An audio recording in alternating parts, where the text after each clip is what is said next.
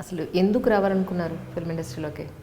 నాకు సినిమా ఇష్టం, బాగా బుక్స్ చదువుకున్నాను అనుకునేవాడిని. ఈ పుస్తకాలు చాలరా సినిమా ఇండస్ట్రీకి అనుకున్నా. సినిమాలు విపరీతంగా చూసేవాడిని. మా ఇంట్లో బాగా పొలిటికల్లీ బాగా డిబేట్స్ మా ఇంట్లో చదువుతుండే. మా బాబాయ్, మా నాన్నగారు, మా నైబర్స్ అందరూ use to debate lot on politics and all. ఆ యాక్టివిజం ఉంటుంది కదా, పాలిటిక్స్ అండ్ సినిమా మీద డిస్కషన్స్ జరుగుతుంటే కొంత మా ఫ్రెండ్స్ చాలా చిన్నప్పటి నుంచి అందరం సినిమా పిచ్చున్న ఫ్రెండ్స్. సో విపరీతంగా దాని గురించి డిస్కస్ చేయడం, అనలైజ్ చేయటం దట్ ఉంటుంది. దగ్గర అంటే ఒక కొత్త వ్యక్తి, ఎవరు ఒక గాడ్ ఫాదర్ లాంటి లేని వ్యక్తి, లేదా అంతకుముందు ఫిల్మ్ ఇండస్ట్రీలో మీ ఫ్యామిలీలో ఎవరు లేని వ్యక్తి ఫిల్మ్ ఇండస్ట్రీలోకి వస్తే చాలా సఫర్ అవ్వాలి, లేదు వెయిట్ చేయాలి. అఫ్కోర్స్ సఫర్ అనేది ఒక స్టేజ్కి వచ్చేంత వరకు ఏ ఫీల్డ్లో ఉన్న వాళ్ళకైనా కామన్గా ఉంటుంది, కానీ ఫిల్మ్ ఇండస్ట్రీలో అది ఇంకా కష్టం అనేది జనరల్గా అంటూ ఉంటారు. సో అప్పుడు మీకు అసలు ఎంట్రీ ఎలా దొరికింది అంటే ఏం చెప్పారు? పోసాని కృష్ణమురళి గారు దగ్గరనే పనిచేశానండి. నాకు ఎంట్రీ ఎలా దొరికిందంటే, బళ్ళార్లో చదువుకున్నప్పుడు నా రూమ్మేట్ కొరటాల శివ గారి మేనమామే పోసాని కృష్ణమురళి గారు. రైట్. సో అప్పుడే మీకు కాలేజీలో చేరటం, ఆయన ఇండస్ట్రీలో స్టార్ రైటర్గా చాలా ఫాస్ట్గా ఎదగటం మొదలైంది. పోలీస్ బ్రదర్స్, ఆ తర్వాత రక్షణ, గాయం ఇలాంటి సినిమాలు ఆయనకి మంచి పేరు తెచ్చిపెట్టిన, పెళ్లి చేస్తూ, పవిత్ర బంధం ఇలాంటి సినిమాలు. సో నేను శివ ఒకసారి వచ్చి హైదరాబాద్లో వచ్చాను ఆయన కలవడానికి. దిల్వాలే దుల్హన్ లే జాయేంగే సినిమా రిలీజ్ టైం చూస్తే, ఇప్పుడు కాదులే నువ్వు థర్డ్ ఇయర్లో ఉన్నావు కదా, పూర్తి చేసుకుంటా అన్నాడు ఆయన. పూర్తి చేసుకుని వచ్చేటప్పటికి ఆ టైంలో మళ్ళీ శివ ద్వారానే వెళ్తే, అద్దుతో నువ్వు అమెరికా బాగా ఉంది, మావాడు కూడా అమెరికా వెళ్తాడు, నువ్వు కూడా అమెరికా వెళ్ళిపోయి, అసలు ఇక్కడ ఈ గొడవ వద్దు నీకు, అది అంటే లేదని చెప్పా. తర్వాత ఆయనను అవాయిడ్ చేయడం మొదలుపెట్టాడు. ఇక్కడ వీడేంటి చుట్టపు చూపుగా వచ్చి లోపల కూర్చొని నా గదిలో కూర్చొని సినిమా అంటున్నాడు ఏంటని. వాళ్ళు మా అక్క, నేను పోసాని మురళి గారి వైఫ్ని అక్క అనుకుంటాను, లతక్క అని. ఆవిడ లేరు, బయటికి వెళ్ళారు, ఇంట్లోనే ఉన్నాడు ఆయన. కింద కొంతకాలం తర్వాత మెయిన్ డోర్ నుంచి అపార్ట్మెంట్ గేట్ దగ్గరికి వచ్చాను. ఆ తర్వాత నెమ్మదిగా ఒకసారి ఇంక వీడు వదిలేటట్లేడని చెప్పి ఒక చిన్న అవకాశం ఇచ్చాడు. అది కొద్దిగా ప్రూవ్ చేసుకున్నట్టున్నా. అండ్ ఈ లైక్ మీ పర్సనల్లీ.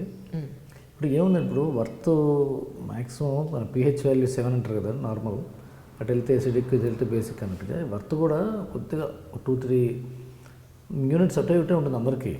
అందుకే అందరం ఒకటే చదివేది, ఒకటే పేపర్, ఒకటే పుస్తకం, ఒకటే సినిమా చూసేప్పుడు అందరి బ్రెయిన్ ఒకటే కాబట్టి ఆల్మోస్ట్ ఒకటే ఉంటుంది. కొంత ఏంటంటే మన గురువుతో, మనం పనిచేసే వాళ్ళతో మన సింక్ అయితే, మన ప్రవర్తన వల్ల, మన డిసిప్లిన్ వల్ల, లేకపోతే మన లైఫ్ స్టైల్ వాళ్ళ లైఫ్ స్టైల్ సింక్ అవ్వటం వల్ల ట్రావెలింగ్ స్టార్ట్ అవుతుంది. మురళి గారితో ట్రావెల్ అయ్యాను, ఆయనతో కొన్నాళ్ళు పనిచేశాను. ఆయన వల్ల చాలా నేర్చుకున్నాను, కాంటాక్ట్స్ వచ్చినాయి. అలాగే అక్కడి నుంచి సముద్రంలో పడ్డా.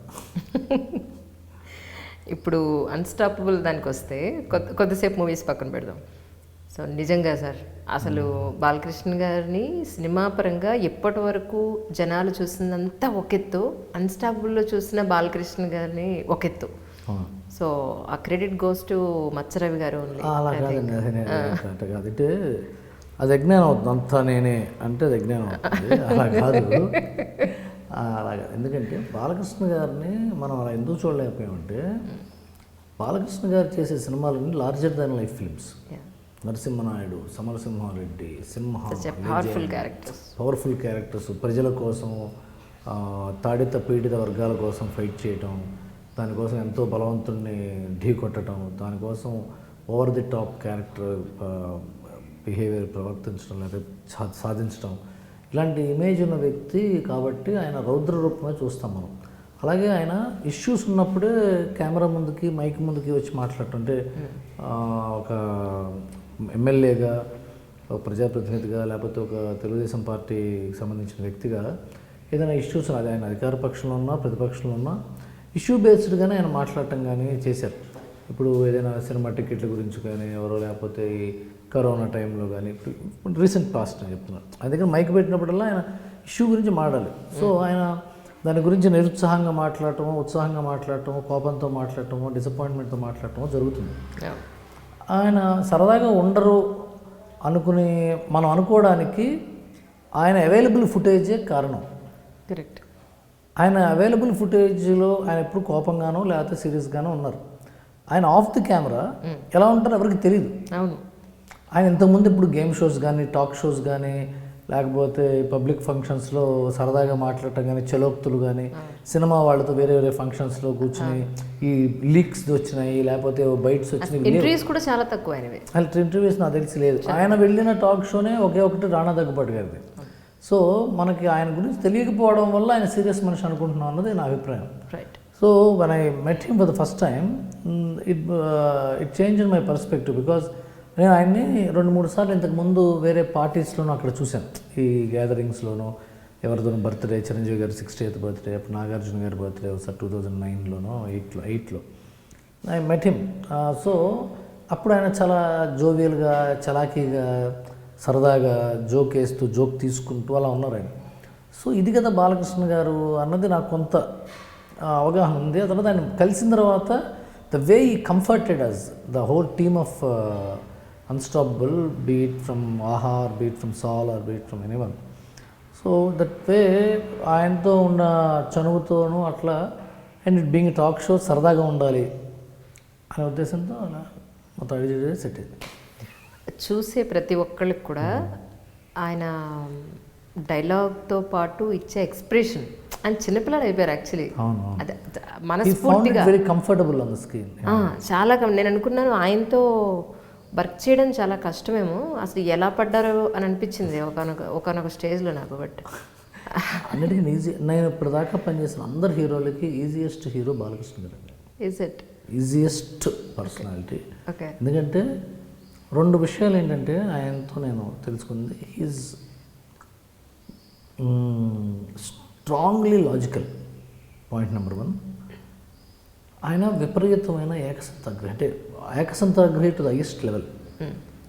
2, 3 ఆయన సోతి మాట్లాడు అసలు టు ద ప్రిసైజ్గా ఇది మ్యాటర్ ఉంటుంది అయిపోయింది.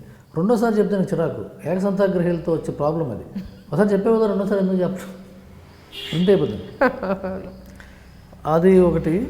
2 ప్రిసైజ్ ఈ కాంటెంట్ అంటే అదే ఉంటాం. And is a great student at work. ఎందుకంటే I'm an actor, this is a team, creative team, these are the cameras, these are the guests.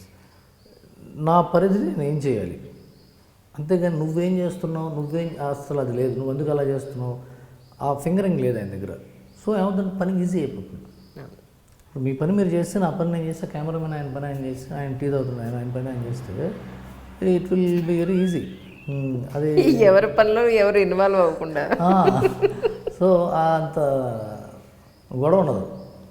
లేదు నువ్వు అలా చేయంటే ఇప్పుడు చాలామంది ఏమంటే మన డిస్కషన్లో మనకి ఇంకా బెటర్ వస్తుంది ఉంటాయి, క్రియేటివ్ డిస్కషన్స్ ఉంటాయి. కానీ in that way is a very easy person to handle.